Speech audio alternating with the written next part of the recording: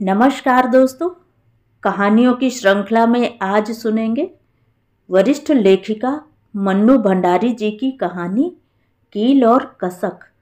तो आइए सुनते हैं कहानी। जैसे ही कैलाश ने आकर बताया कि नया मकान मिल गया है, रानी के मन को जैसे ठेस लगी।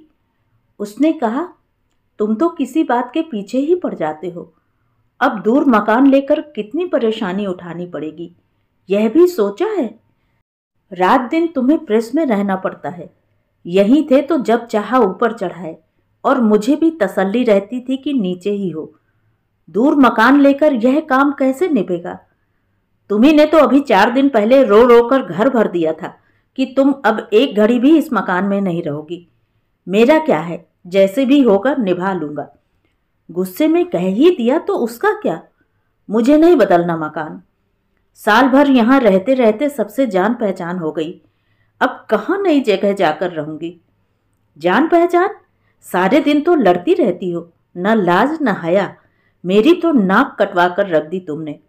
अब तुम लाख कहो, मैं एक दिन भी तुम्हें इस घर में नहीं रहने दूंगा। रानी रो पड़ी। मैं तुम्हारे हाथ जोड़ती हूँ, मुझे यहीं रहने दो। अब मुंह भी खोलूं तो तुम्हारे सिर की कसम। मैं कह रहा हूं, उठकर सामान बांधना शुरू करो। कल जैसे भी हो हमें नए मकान में चले जाना है। और कैलाश धड़धड़ाता हुआ नीचे चला गया। रानी का मन जाने कैसे अवसाद में डूब गया। वह पंखी लेकर चारपाई पर लेट गई। चाह कर भी सामान नहीं बांधा गया। सामने शेखर का कमरा था, वह उसी ओर देखती रही। परसों जो कुछ कांड हो गया, उसका परिणाम इतना भयंकर निकलेगा, यह जानती तो अपने मन को काबू में कर लेती। शेखर लाख बुरा हो फिर भी। और उसकी आंखें भीग गईं। आंसू भरी आंखों के आगे न जाने कितने धुंधले चित्र बिगड़ने लगे। साल भर पहले जब वह ब्याह कर इस घर में पहुंची थी, तो अरमानों की आंधियां उसके मन में मचल रही थीं। चढ़ती जवानी और चांद को शर्माने वाले रूप ने सुहाग रात की कल्पना को और अधिक चटकीला रूप दे दिया था। औरतों के बीच वह घिरी बैठी थी, पर मन उसका इस सारे कोलाहल को पार कर दोपहर की उबा देने वाली इस नीरस लंबी घड़ियों को पीछे छोड़ रात के उस मदिर पहर की ओर दौड़ दौड़ कर जाता था, जब कोई बड़े दुलार से उसका घूंघट हटाकर अपने रोम रोम को आंख बनाकर उसके रूप को निहारेगा और प्रशंसा के पुल बांधकर दो अपरिचित हृदयों की दूरी के अस्तित्व को ही मिटा देगा। यह कल्पना यहाँ बैठे बैठे भी उसके गालों को सुर्ख बना देती, और एक मादक सी सिहरन उसके सारे शरीर में दौड़ जाती। उसको लगता उसका अंग अंग जैसे बेकाबू हुआ जा रहा है। अपने पति की सूरत के 100 काल्पनिक नक्शे उसकी आंखों के आगे दौड़ जाते। कैसे होंगे वे? और प्रश्न के साथ ही वह कल्पना में डूबने उतराने लगती। जब बारात चढ़ी तो बड़ा मन हुआ था उसका कि सहेलियों के साथ वह भी छज्जे पर चढ़कर अपने प्रियतम की एक झलक तो देख ले, पर दादी बुआ के बीच घिरी वह वहां से हिल भी न सकी। उसकी उत्सुक आंखें लौटकर आई हुई सहेलियों पर टिक गई, पर वह इतना कुछ न जान पाई जिसका सहारा लेकर मन के कौतूहल को मिटा पाती। हाँ, इतना उसने अवश्य सुना कि पति उसके काले हैं। दादी कह रही थी, अरे मर्दों का क्या रूप देखना, और फिर रंग क्या, काला या गोरा? रानी खाने पीने की सार रखेगी तो रंग भी निखर आएगा। कमावे तो 300 है। भाग जाग गए रानी के। बस रानी बनकर ही रहेगी। फिर परिवार का टंटा नहीं। सास है तो गांव में, बस दोनों मौज करेंगे। और रानी बनकर मौज करने की इस कल्पना पर ही तो रह रहकर उसका मन थिरक रहा था। धीरे धीरे रस्म रिवाज, देखना दिखाना, खाना पीना, निंदा आलोचना का दौर समाप्त हुआ और घड़ी ने 10 बजाए। अपने कमरे में सजी संवरी रानी के मन का बिखरा बिखरा उल्लास प्रतीक्षा में बदल गया। हल्की से हल्की आहट पर भी उसका मन गुदगुदा उठता और नेत्र घूंघट के झीने आवरण को चीरकर कुछ खोजने लगते। करीब 11 बजे सास आई। अरे अभी तक नहीं आया कैलाश? हद करे है ये भी। आज के दिन तो प्रेस का काम छोड़ दिया होता, विचित्र आदमी है, बड़ा ही साधु। अपने सुख आराम की तो इसे रत्ती भर भी परवाह नहीं। लाओ मैं ही बुला लाऊं। और वे धीरे धीरे जीना उतरने लगी। इस विचित्र आदमी के साधुत्व ने रानी के आक्रोश को इस हद तक बढ़ा दिया था कि उसकी इच्छा हो रही थी कि वह रो ले, पर तभी किसी ने कमरे में प्रवेश किया। रानी की पलकें झपक गईं, इस आशा से कि जल्दी ही कोई हौले से आकर उसका घूंघट हटा देगा और फिर वह अपने लाज भरे चेहरे को छिपाने के लिए बेसुध सी किसी के सीने का आश्रय ले लेगी। पर तभी एक रूखी कर्कश सी ध्वनि ने उसकी कल्पना के आवरण को बुरी तरह चीर डाला। इतनी देर जागने की कोई जरूरत नहीं थी, तुम्हें सो जाना चाहिए था। मेरा तो काम ही ऐसा है। आज भी माँ जबरदस्ती बुला लाई। अब सवेरे तक सारा काम खत्म ना हुआ तो मुसीबत हो जाएगी। और वह रानी के अस्तित्व को भूलकर सो गया। रानी को लगा वह अपने पास सोए इस आदमी का मुंह नोच ले, अपने बाल नोच ले, फूट फूट कर रो पड़े और आंसुओं से सारे घर को और नीचे ही निरंतर धड़धड़ करने वाले इस प्रेस को डुबो दे। पर ऐसा कुछ भी नहीं हुआ और खामोशी से आंसू बहाते और सर्द आहें भरते भरते रानी सो गई। दूसरे दिन ही घर अपनी असली स्थिति में आ गया। बड़ा कमरा, जो उस घर का सबसे शानदार कमरा था, पड़ोसियों को लौटा दिया गया। विवाह के लिए वह मांग लिया गया था। 2 नौकर और एक महाराज, जो कल दौड़ दौड़ कर काम कर रहे थे, अपना अपना हिसाब लेकर चलते बने। रह गए घर में 3 प्राणी, एक कमरा, एक छोटी सी कोठरी और एक छोटी सी रसोई। घर के नीचे प्रेस थी और ऊपर के तल्ले में मकान मालिक रहते थे। बीच के तल्ले में 3 किराएदार रहते थे। सारा वातावरण काफी घुटा घुटा था और प्रेस की लगातार धड़धड़ की आवाज एक अच्छे भले आदमी के सिर में दर्द पैदा करने के लिए पर्याप्त थी। सास खाना बनाने बैठी तो मजबूरन उस धुएं से घुटी रसोई में रानी को भी जाना पड़ा। एक बार के आग्रह से ही सास चूल्हा छोड़कर दरवाजे पर बैठकर बहू को घर के रंग ढंग से परिचित कराने लगी, सारा काम काज समझाने लगी। उस अंधेरे चौके में देखने की सुविधा के विचार से रानी ने घूंघट कम कर दिया था। सास ने सबसे पहले उसी को लेकर आदेश दिया, सिर का पल्ला जरा नीचे रखा करो बहू, 50 तरह के लोग यहाँ आवे जावे हैं। फिर कैलाश को बेशर्मी पसंद भी नहीं। अब तुमसे घर का क्या छिपाना। कैलाश पर 12,000 का कर्जा है। जाने कैसी मनहूस घड़ी में यह कुकर्म हुए उससे। अब तो बेचारा रात दिन एक करके पैसा कमा रहा है, ना खाने की सुध न पीने की। किसी तरह शादी करने को राजी नहीं होवे था। कौन एक प्राणी का खर्च बढ़ाए, पर मैंने ही जोर जबरदस्ती करके शादी करवा दी। आखिर कोई खाने पीने का ख्याल रखने वाला भी तो हो। मैं तो खाना बन गया अम्मा जी। अम्मा की बात का स्रोत टूट गया। एक अपरिचित को सामने देखकर रानी ने घूंघट और खींच लिया।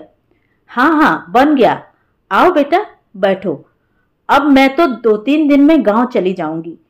तुम और तुम्हारी ये भाभी मिलकर कैलाश का ख्याल रखना बेटा, बड़ा विचित्र आदमी है। बहू एक थाली तो लगा दो, ये सामने वाले कमरे में रहें और यहीं खावे हैं। रानी ने घूंघट में ही झांक कर देखा, एक सुंदर आकृति उसी की ओर देख रही है। वह अंदर ही अंदर सकुचा गई। उसे लगा सामने वाले पुरुष की आंखें जैसे उस घूंघट को चीरकर उसके चेहरे को निरख रही हैं। उसने थाली लगाकर सरका दी। अम्मा भाभी से कह दो मुझसे पर्दा ना करें। तुम भी नहीं रहोगी और ये यूं जाल की छुई मुई बनी रहेंगी तो मुझसे खाते नहीं बनेगा। तुमने मुझे बेटा माना है तो क्या ये देवर ना मानेंगी। रानी को लगा कोई है जो उसका चेहरा देखने को व्याकुल है और एक अव्यक्त सी इच्छा उसकी रग रग में समा गई कि वह घूंघट उलटकर अपना चांद सा मुखड़ा उसके सामने कर दे। लेकिन वह वैसे ही रोटी बेलती रही। उसके सामने मुहासों और चेचक के दाग से भरा एक काला सा चेहरा उभर आया। उसके हाथ फिर शिथिल पड़ गए। खाना खाकर वह चला गया। अम्मा बोली 25 रुपए महीना देवे है और दोनों समय का खाना खावे है। अकेला जीव है, बड़ा भला। इसे ठीक से खिला दिया करो। कैलाश तो सदा ही काम में रहे है, सो यह कभी कदास काम भी कर दिया करेगा। 2 दिन बाद अम्मा चली गईं। रानी के लिए जिंदगी पहाड़ हो गई। वह अपने कमरे के दरवाजे पर पड़ी चिक पर खड़ी होकर देखा करती। ठीक सामने शेखर का कमरा था। ढेर किताबें, सब अस्त व्यस्त। शेखर को देखकर उसका मन कैसा कैसा होने लगता। खाना खाने जब वह आता तो बड़ा आग्रह करता घूंघट खोलने का, बड़ी प्रशंसा करता उसके खाने की। धीरे धीरे कब रानी का घूंघट खुल गया और खाने की प्रशंसा रूप की प्रशंसा में बदलकर उसके अतृप्त मन को तृप्त करने लगी, वह स्वयं नहीं जान पाई। कैलाश के स्वभाव की रुखाई को वह शेखर की सरसता के सहारे ही बर्दाश्त करने लगी। सवेरे शाम शेखर बाहर रहता और सारे दिन घर। धीरे धीरे वह अपने कमरे की अपेक्षा रानी के कमरे में रहने लगा। वह उसको अपनी कविताएं सुनाता, कहानियां सुनाता। रानी चाहे कुछ समझती या नहीं, पर शेखर की हर बात में बड़ा रस लेती। उस दिन सवेरे बड़ा शोर मच गया। अचानक नल बंद हो गए। सब लोग नीचे के नल पर पानी लेने को दौड़ पड़े, क्योंकि नीचे पानी 10 बजे तक ही आता था। रानी भी बाल्टी लेकर पानी भरने पहुंची। भरी बाल्टी लिए वह ऊपर चढ़ाई, पर जाने कैसे साड़ी पैर में उलझ गई और वह गिर पड़ी। बाल्टी से उसकी उंगली कट गई, खून बहने लगा। कैलाश प्रेस जाने के लिए नीचे उतर रहा था। एक तो उसे यूं ही देर हो गई थी, दूसरे रानी को इस प्रकार सबके बीच गिर पड़ना देखकर उसे क्रोध आ गया। झल्ला पड़ा वह। देखकर क्यों नहीं चलती हो? अब जाकर कपड़े बदलो। गीले कपड़े पहने यहाँ सबके सामने क्यों बैठी हो? और वह धड़धड़ाता हुआ उतर गया। उसके जाते ही शेखर आया, हाथ पकड़कर उठाया। खून देखते ही बोला, अरे यह क्या, तुमने तो अंगुली काट ली। और झट जेब से रुमाल निकालकर उसने बड़े दुलार से उसके हाथ में बांध दिया। प्रेम से बांधी गई उस गांठ में अनायास ही रानी का हृदय भी बंध गया। 24 घंटे प्रेस की मशीनों के बीच काम करते करते कैलाश स्वयं एक मशीन बन गया था, भावनाहीन, रसहीन। उसे न रानी में दिलचस्पी थी न घर में। कर्ज का भूत कोड़े लगा लगाकर उससे काम करवाता था। शहर में प्रदर्शनी लगी थी। रानी ने कितनी ही बार कैलाश से कहा, एक दिन मुझे प्रदर्शनी ही दिखा लाओ। देखो ना, पड़ोस की सारी औरतें देख आई हैं। तुम भी किसी के साथ चली जाती। मुझे तो समय नहीं है सैर सपाटों के लिए। वे क्या अकेली जाती हैं जो चली जाती? सब अपने अपने मर्दों के साथ जाती हैं। फिर कुछ रुक कर बोली, तुम कहो तो शेखर के साथ चली जाऊं। दूसरी औरतों के मर्दों के साथ जाते तो तुम्हें अजीब लगता है, और शेखर के साथ अकेले जाते शर्म नहीं लगती? स्वर में कुछ तीखापन और आंखों में कुछ संदेह का भाव था, जिसने रानी के हृदय को मथ डाला। कैलाश के जाते ही वह फूट फूट कर रोने लगी। विवाह से लेकर आज तक वह अनेक प्रकार से अपने मन को समझाती आई है, पर आज उसका मन बुद्धि और तर्कों के जाल को तोड़कर पूरी शक्ति के साथ विद्रोह कर उठा। तभी उसने बालों पर किसी के स्नेहिल स्पर्श का अनुभव किया। क्या बात हुई भाभी, रो क्यों रही हो? पर रानी कुछ बता नहीं सकी, बस फूट फूट कर रोती रही। अपने अपमान, अपनी उपेक्षा की बात किस मुंह से वह कहती? शेखर ने अपनी जेब से अखबार में लिपटा हुआ कुछ निकाला और बोला, कल रात प्रदर्शनी देखने गया था। तुम्हारे लिए वहां से ये चूड़ियां और बिंदियां खरीद लाया हूं। पर रानी थी कि रोती रही। आंसू जैसे थम ही नहीं रहे थे। गर्मी बढ़ चली थी। चूल्हे के पास बैठने से रानी के दोनों गाल सुर्ख हो गए थे। वह कमरे में बैठकर पंखी लेकर पसीना सुखा रही थी। तभी शेखर आया तो उसके गालों की सुर्खी देखकर वह एक टक उधर ही देखता रह गया। दिलो जान से इस दृष्टि का स्वागत करते हुए भी रानी ने कहा, यूं क्या घूर रहे हो मुझे? शेखर मुस्कुरा दिया। जाने क्यों तुम्हारे गालों को देखकर मुझे गुलाब के उन फूलों की याद आ गई जो रोज सवेरे बगीचे में देखता हूं। जब उन गुलाबों को देखता हूं तब भी मुझे अक्सर तुम्हारे गालों की याद आ जाया करती है। चलो, बड़े बेहुदे हो तुम। भले आदमी ऐसी बातें नहीं करते, समझे? लो, अब खाना खा लो। और रानी फिर चूल्हे के पास बैठकर रोटी सेंकने लगी। भाभी, तुम मेरे लिए रोटी बनाकर रख दिया करो। मेरे खाने का कोई समय ठीक नहीं, नाहक तुम चौका लिए बैठी रहती हो। कौन मेरे पास बड़ा काम है? यूं ही तुम 3 रोटी खाते हो, ठंडी होगी तो शायद एक खाकर ही उठ जाया करोगे। दोपहर में जब रानी अपनी पड़ोसिनों के पास बैठती तो उस बिल्डिंग के लोगों की टीका टिप्पणी ही उनका विषय होता। उस समय शेखर की प्रशंसा के पुल बांधते बांधते रानी अक्सर उस सीमा तक पहुंच जाती थी जहां पहुंचकर वह स्त्रियों के संदेह का कारण बन जाया करती थी। कैलाश को तो कुछ भी खबर नहीं रहती कि ऊपर क्या होता है, पर छोटी से छोटी बात में भी किसी बड़े रहस्य का उद्घाटन कर डालने को आतुर रहने वाला स्त्रियों का मन रानी और शेखर की घनिष्ठता से उदासीन न रह सका। पर बात अभी कानाफूसी तक ही सीमित थी, आम आलोचना का विषय नहीं बन पाई थी। तभी शेखर ने एक दिन आकर बताया, मेरी जीजी आ रही हैं। जब तक वे रहेंगी तब तक तो मैं तुम्हें खाना बनाने के कष्ट से मुक्ति दे दूंगा। अरे, अपनों को खिलाने में भी कोई कष्ट होता है? जीजी बेचारी थोड़े से दिनों के लिए आ रही होंगी और तुम उनसे रोटी सिखवाओगे? जीजी भी यहीं खा लेंगी। पर शेखर ने बात नहीं मानी। कैलाश इस अतिरिक्त खर्चे को बर्दाश्त न करता और जीजी किसी के घर खाना पसंद नहीं करती। जीजी आई तो शेखर ने बड़ी तारीफ करके अपनापन दिखाकर रानी का परिचय करवाया। रानी ने बड़े प्रेम और आदर से उनके पैर छुए, स्वागत किया। दोपहर को दोनों बातें करने बैठी तो जीजी बोली, इस बार तो मैंने ऐसी लड़की ढूंढी है कि शेखर को हाँ करनी ही होगी। बड़ा परेशान कर डाला हमें तो इस शेखर ने। 70 गुण तो एक लड़की में मिलने से रहे, फिर आदमी अपनी औकात भी देखे। पढ़ी लिखी होगी तो वह तुम्हारे घर क्यों आएगी भला?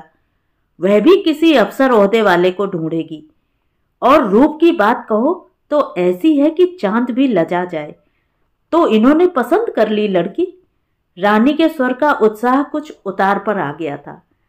अभी देखी ही कहाँ है, वह तो बस एक ही रट लगाए है कि मुझे शादी करनी ही नहीं। पर तुम ही बताओ, बिना ब्याह और औरत के भी कोई जिंदगी है?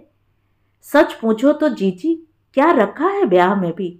एक बंधन ही तो है, जी का जंजाल। बिना ब्याह के तो कैसी मस्ती रहती है, नहीं तो 50 झंझट। तुम भी कैसी बातें करो बहू, खुला बैल 70 जगह मुंह मारे है। आदमी अपने खूंटे से बंध जाए तो चित्त भी ठिकाने रहे। और शेखर के लिए मनोनीत पत्नी के रूप की गुणों की प्रशंसा करते करते जीजी ने सारी दोपहर ही ढाल दी। इधर दिन का प्रकाश सांझ के धुंधलके में डूबता जा रहा था, उधर एक अव्यक्त से विषाद से रानी का मन भारी होता जा रहा था। दूसरे दिन शेखर अपनी जीजी के साथ लड़की देखने चला गया।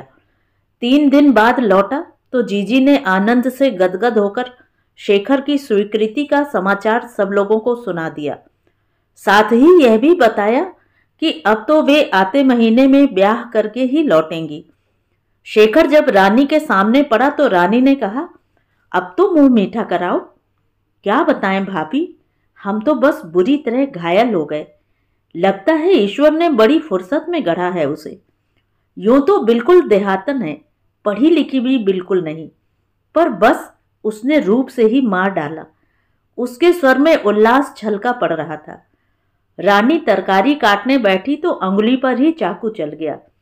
चूल्हा जलाया तो जाने कैसे हाथ जल गया, पर जैसे उसे जलन महसूस ही नहीं हुई। कैलाश आया तो वह खाना परोसने बैठी। शिथिल हाथों से उसने थाली परोसी और चकले पर रोटी बेलने लगी। तवा चढ़ाना भूल ही गई और रोटी बेलकर एकदम चूल्हे में ही डाल दी। कैलाश रानी के इस अनमनेपन को कभी से लक्ष्य कर रहा था। कहाँ ध्यान है तुम्हारा? रानी ने अपने आप को संयत किया। कैलाश खाना खाकर चला गया तो उसने चौका उठा दिया। उस दिन उससे खाना न खाया गया। बिना कारण ही वह पलंग पर गिरकर फूट फूट कर रोने लगी तो अनजाने ही उसका मन किसी के स्नेहिल स्पर्श की आशा के लिए छटपटाता रहा, पर कोई न आया और रोते रोते ही रानी न जाने कब सो गई। शेखर ब्याह करके आ गया। वह सिरदर्द का बहाना करके अपने कमरे में ही पड़ी रही। यूं अपने कमरे में से वह झांक कर जितना देख सकती थी उसने जरूर देख लिया था। सारी औरतों में नई बहू के रूप की चर्चा हो रही थी। रानी अनमनी सी लेटी थी, तभी जीजी बहू को लिए हुए वहीं पहुंच गईं। ये तुम्हारी जेठानी है, इनके पैर छुओ। और बहू ने पैर छू लिए। अब तुम्हारी तबीयत कैसी है रानी? ठीक है, बैठो। और रानी ने बहू का घूंघट उठाकर उसका मुंह देख शगुन भी दिया, पर उसके मुंह से प्रशंसा का एक शब्द भी नहीं निकला। इधर उधर की बातें करके अत्यधिक व्यस्तता का बहाना बनाकर जीजी बहू को लेकर चली गईं। उनके जाते ही रानी अनमनी सी फिर लेट गई।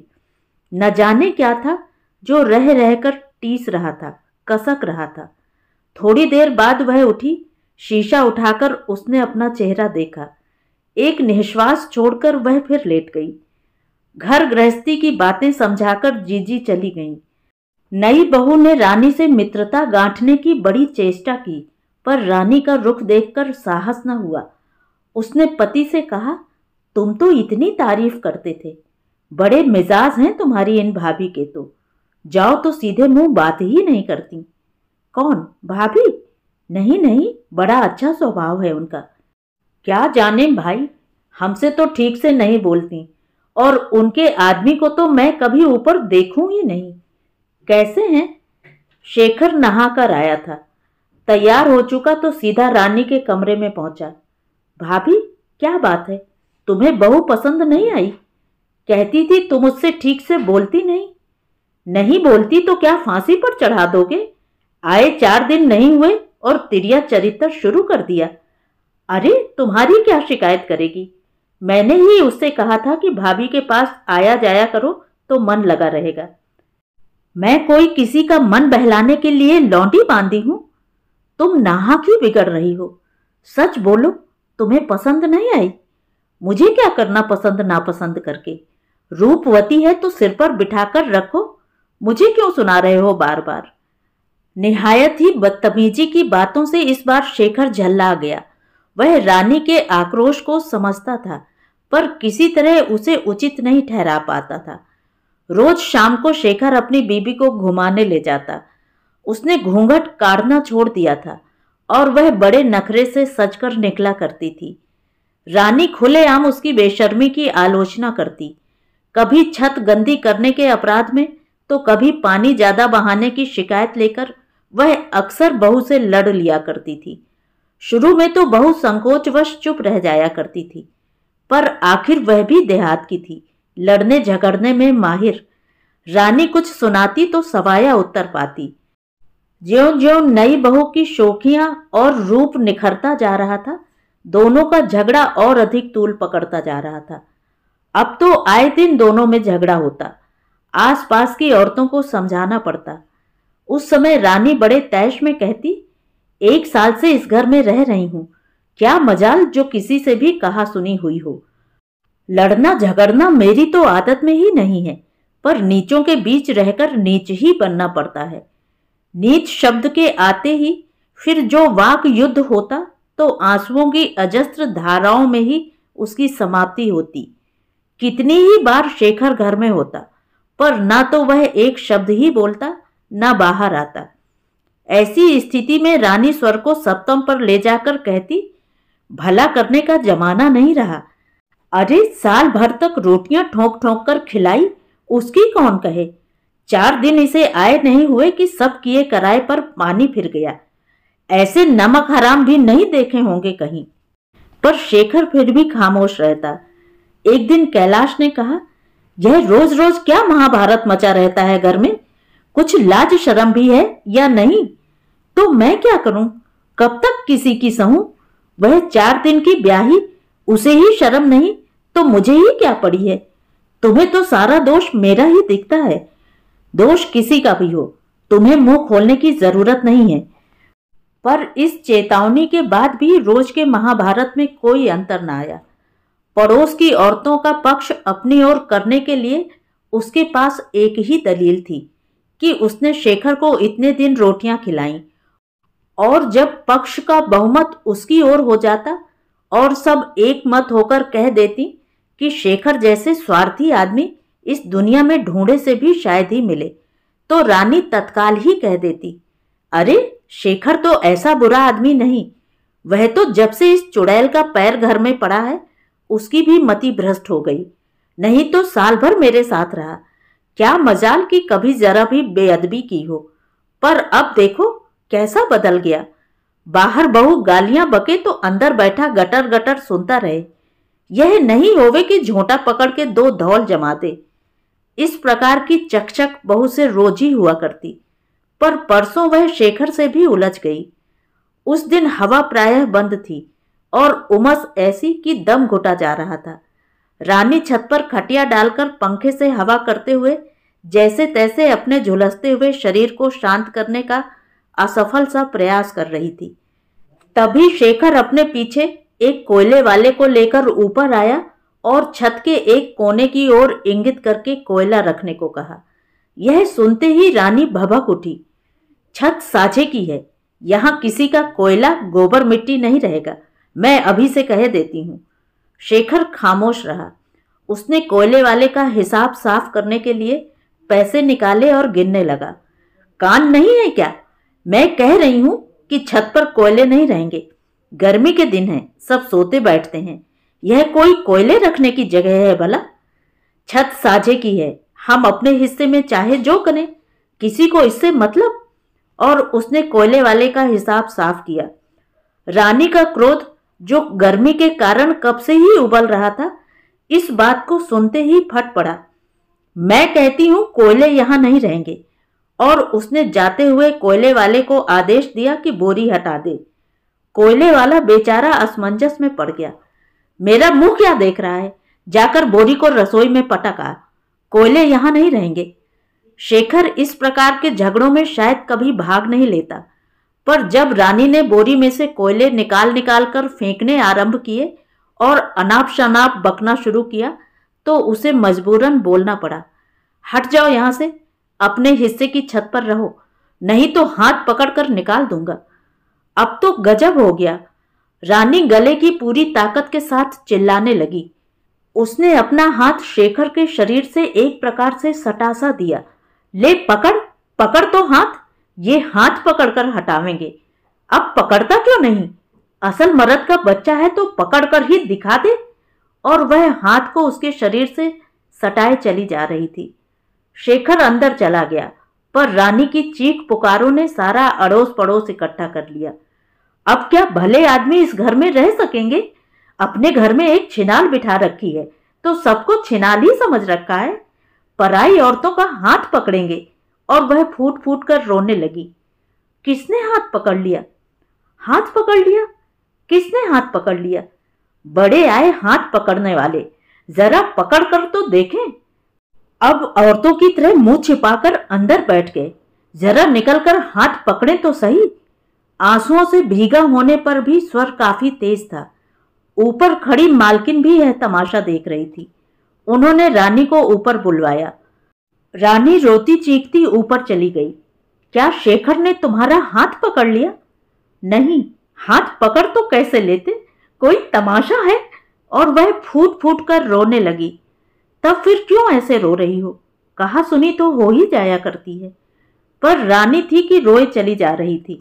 उसने हाथ शेखर के शरीर से सटा दिया था, फिर भी उसने नहीं पकड़ा। नामर्द कहीं का। बात कुछ भी नहीं थी, फिर भी सारे घर में यूं फैली कि शेखर ने रानी का हाथ पकड़ लिया। कैलाश ने सुना तो आग बबूला हो गया। काम छोड़कर ऊपर आया। रानी को कमरे से खींचकर उसने 2-3 लात जमा दी। एक दिन शांति से नहीं रहने देगी यह चुड़ैल। सारे दिन चकचक। मैं कल ही सब काम छोड़कर नया मकान ढूंढ लूंगा। इस घर में रहना हराम कर दिया।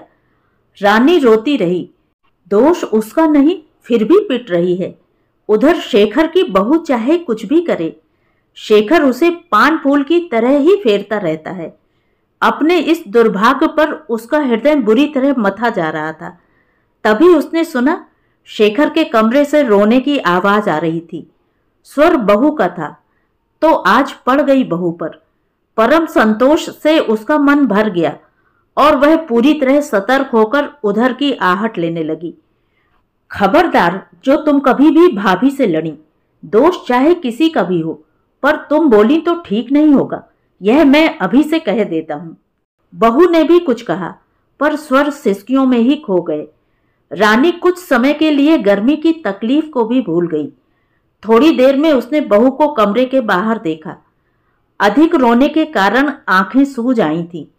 रानी ने मन में सोचा, दो एक धौल भी पड़े दिखते हैं, अब अक्ल ठिकाने आ जाएगी, सारा गरूर झड़ जाएगा रानी साहिबा का। सारे दिन रानी का मन प्रसन्न रहा। आखिर कुछ भी हो, शेखर का मन वह जानती है। पर तभी कैलाश ने आकर बताया कि मकान ठीक हो गया है और उसकी विचारधारा ने पलटा खाया। अब उसे यहां से जाना ही पड़ेगा। कैसे झक्की आदमी से पाला पड़ा है। खुद तो सारे दिन मशीनों में जुटे रहते हैं। मैं यहाँ 4 आदमियों में रहती थी, सो भी इन्हें नहीं सुहाया। मैं नहीं जाऊंगी। वह मन ही मन बुदबुदा रही थी कि कैलाश ने आकर फटकार दिया, यह क्या, तुम यूं ही पड़ी हो, उठकर सामान क्यों नहीं बांधती। रानी से कुछ ना कहा गया। मन मारकर उठी और सामान बांधने लगी। सब कपड़े बक्सों में बंद किए। शाम को खाना बनाने के 2-4 बर्तनों को छोड़कर बर्तन बंद किए।